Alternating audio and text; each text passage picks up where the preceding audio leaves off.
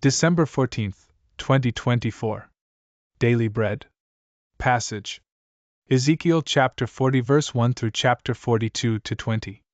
Key verse: verse 40:2. Title: The City of God. In the 25th year of our exile, at the beginning of the year, on the 10th day of the month, in the 14th year after the city was struck down, on that very day, the hand of the Lord was upon me, and he brought me to the city. In visions of God he brought me to the land of Israel, and set me down on a very high mountain, on which was a structure like a city to the south. When he brought me there, behold, there was a man whose appearance was like bronze, with a linen cord and a measuring reed in his hand. And he was standing in the gateway. And the man said to me, Son of man, look with your eyes, and hear with your ears, and set your heart upon all that I shall show you, for you were brought here in order that I might show it to you. Declare all that you see to the house of Israel. And behold, there was a wall all around the outside of the temple area, and the length of the measuring reed in the man's hand was 6 long cubits, each being a cubit and a handbreadth in length. So he measured the thickness of the wall, 1 reed, and the height, 1 reed. Then he went into the gateway facing east, going up its steps, and measured the threshold of the gate, 1 reed deep. And the side rooms, 1 reed long and 1 reed broad, and the space between the side rooms, 5 cubits, and the threshold of the gate by the vestibule of the gate at the inner end, 1 reed. Then he measured the vestibule of the gateway, on the inside, 1 reed. Then he measured the vestibule of the gateway, 8 cubits, and its jambs, 2 cubits, and the vestibule of the gate was at the inner end. And there were 3 side rooms on either side of the east gate. The 3 were of the same size, and the jambs on either side were of the same size. Then he measured the width of the opening of the gateway, 10 cubits, and the length of the gateway, 13 cubits. There was a barrier before the side rooms, 1 cubit on either side. And the side rooms were 6 cubits on either side. Then he measured the gate from the ceiling of the one side room to the ceiling of the other, a breadth of 25 cubits. The openings faced each other. He measured also the vestibule, 60 cubits. And around the vestibule of the gateway was the court. From the front of the gate at the entrance to the front of the inner vestibule of the gate was 50 cubits.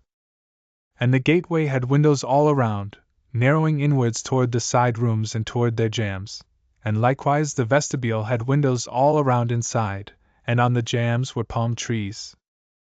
Then he brought me into the outer court. And behold, there were chambers and a pavement, all around the court. 30 chambers faced the pavement. And the pavement ran along the side of the gates, corresponding to the length of the gates. This was the lower pavement. Then he measured the distance from the inner front of the lower gate to the outer front of the inner court, 100 cubits on the east side and on the north side.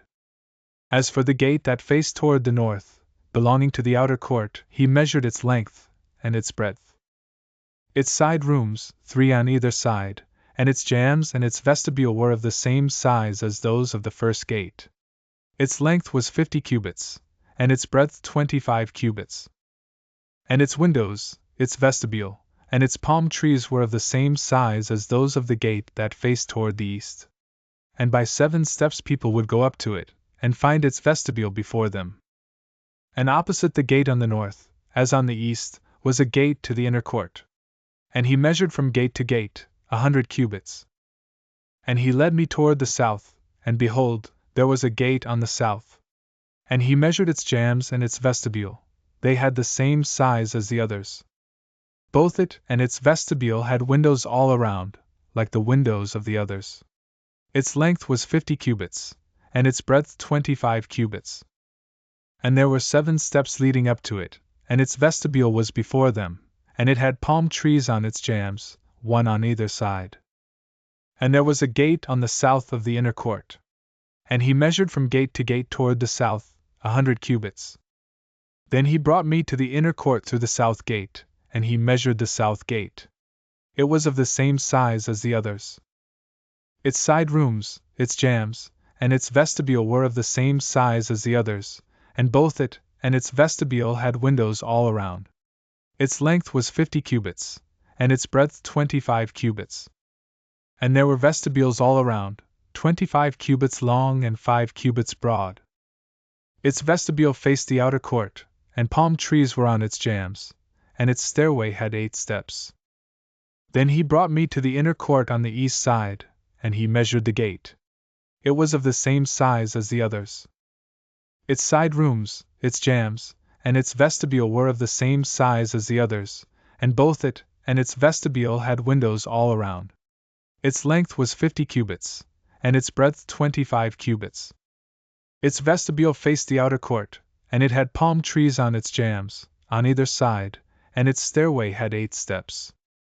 Then he brought me to the north gate, and he measured it. It had the same size as the others. Its side rooms, its jambs, and its vestibule were of the same size as the others, and it had windows all around. Its length was 50 cubits, and its breadth 25 cubits. Its vestibule faced the outer court, and it had palm trees on its jambs, on either side, and its stairway had 8 steps. There was a chamber with its door in the vestibule of the gate, where the burnt offering was to be washed. And in the vestibule of the gate were 2 tables on either side, on which the burnt offering and the sin offering and the guilt offering were to be slaughtered. And off to the side, on the outside as one goes up to the entrance of the north gate, were 2 tables, and off to the other side of the vestibule of the gate were 2 tables.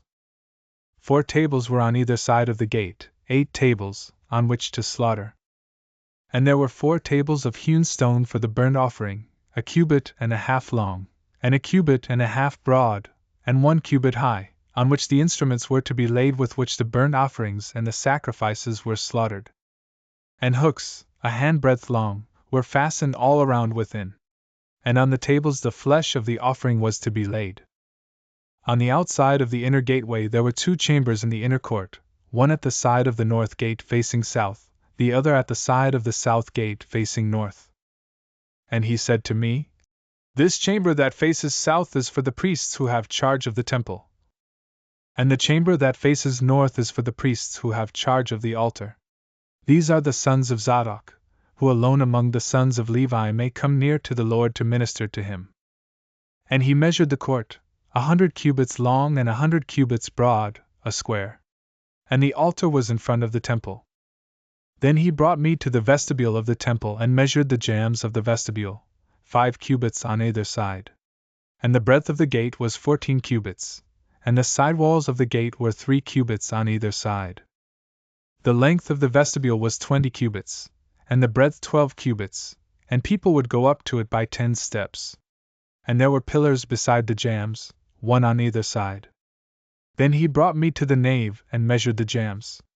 On each side 6 cubits was the breadth of the jambs. And the breadth of the entrance was 10 cubits, and the side walls of the entrance were 5 cubits on either side. And he measured the length of the nave, 40 cubits, and its breadth, 20 cubits. Then he went into the inner room and measured the jambs of the entrance, 2 cubits, and the entrance, 6 cubits, and the side walls on either side of the entrance, 7 cubits. And he measured the length of the room, 20 cubits, and its breadth, 20 cubits, across the nave. And he said to me, "This is the most holy place."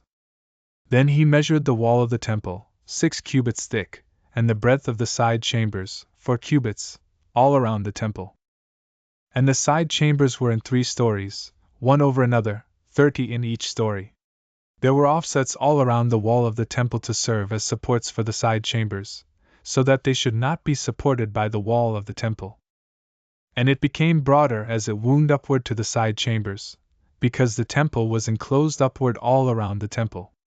Thus the temple had a broad area upward, and so one went up from the lowest story to the top story through the middle story.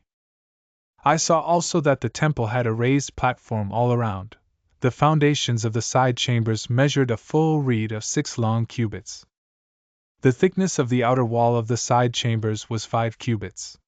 The free space between the side chambers of the temple and the other chambers was a breadth of 20 cubits all around the temple on every side. And the doors of the side chambers opened on the free space, one door toward the north, and another door toward the south. and the breadth of the free space was 5 cubits all around. The building that was facing the separate yard on the west side was 70 cubits broad, and the wall of the building was 5 cubits thick all around, and its length 90 cubits. Then he measured the temple, 100 cubits long, and the yard and the building with its walls, 100 cubits long. Also the breadth of the east front of the temple and the yard, 100 cubits. Then he measured the length of the building facing the yard that was at the back and its galleries on either side, 100 cubits. The inside of the nave and the vestibules of the court. The thresholds and the narrow windows and the galleries all around the three of them, opposite the threshold, were paneled with wood all around, from the floor up to the windows. Now the windows were covered to the space above the door, even to the inner room, and on the outside. And on all the walls all around, inside and outside, was a measured pattern. It was carved of cherubim and palm trees, a palm tree between cherub and cherub. Every cherub had 2 faces. A human face toward the palm tree on the one side, and the face of a young lion toward the palm tree on the other side. They were carved on the whole temple all around. From the floor to above the door, cherubim and palm trees were carved, similarly the wall of the nave. The doorposts of the nave were squared, and in front of the holy place was something resembling an altar of wood, 3 cubits high, 2 cubits long, and 2 cubits broad. Its corners, its base, and its walls were of wood. He said to me, "This is the table that is before the Lord." The nave and the holy place had each a double door. The double doors had 2 leaves apiece, 2 swinging leaves for each door. And on the doors of the nave were carved cherubim and palm trees, such as were carved on the walls. And there was a canopy of wood in front of the vestibule outside. And there were narrow windows and palm trees on either side, on the side walls of the vestibule, the side chambers of the temple, and the canopies. Then he led me out into the outer court, toward the north, and he brought me to the chambers that were opposite the separate yard and opposite the building on the north. The length of the building whose door faced north was 100 cubits, and the breadth 50 cubits. Facing the 20 cubits that belonged to the inner court, and facing the pavement that belonged to the outer court, was gallery against gallery in 3 stories. And before the chambers was a passage inward, 10 cubits wide and 100 cubits long, and their doors were on the north. Now the upper chambers were narrower, for the galleries took more away from them than from the lower and middle chambers of the building. For they were in 3 stories, and they had no pillars like the pillars of the courts. Thus the upper chambers were set back from the ground more than the lower and the middle ones. And there was a wall outside parallel to the chambers, toward the outer court, opposite the chambers, 50 cubits long. For the chambers on the outer court were 50 cubits long, while those opposite the nave were 100 cubits long. Below these chambers was an entrance on the east side, as one enters them from the outer court. In the thickness of the wall of the court, on the south also, opposite the yard and opposite the building, there were chambers, with a passage in front of them. They were similar to the chambers on the north, of the same length and breadth, with the same exits and arrangements and doors, as were the entrances of the chambers on the south. There was an entrance at the beginning of the passage before the corresponding wall on the east as one enters them. Then he said to me, "The north chambers and the south chambers opposite the yard are the holy chambers, where the priests who approach the Lord shall eat the most holy offerings. There they shall put the most holy offerings, the grain offering, the sin offering, and the guilt offering, for the place is holy. When the priests enter the holy place, they shall not go out of it into the outer court without laying there the garments in which they minister, for these are holy. They shall put on other garments before they go near to that which is for the people." Now when he had finished measuring the interior of the temple area, he led me out by the gate that faced east, and measured the temple area all around. He measured the east side with the measuring reed, 500 cubits by the measuring reed all around. He measured the north side, 500 cubits by the measuring reed all around. He measured the south side, 500 cubits by the measuring reed. Then he turned to the west side and measured, 500 cubits by the measuring reed. He measured it on the 4 sides.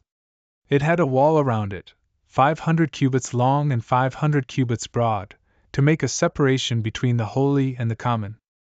Daily Bread Message. In verse 1, Ezekiel keeps time in terms of years after the fall of Jerusalem. Usually, our lives are altered by a very traumatic event.